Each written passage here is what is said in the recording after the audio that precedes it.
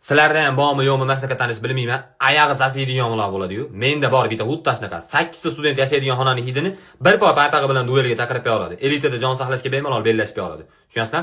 U bola xayolini bir burchagida patinkasini yechib plan qilsa, uje qadamdir kuygan hid kelishni boshlaydi.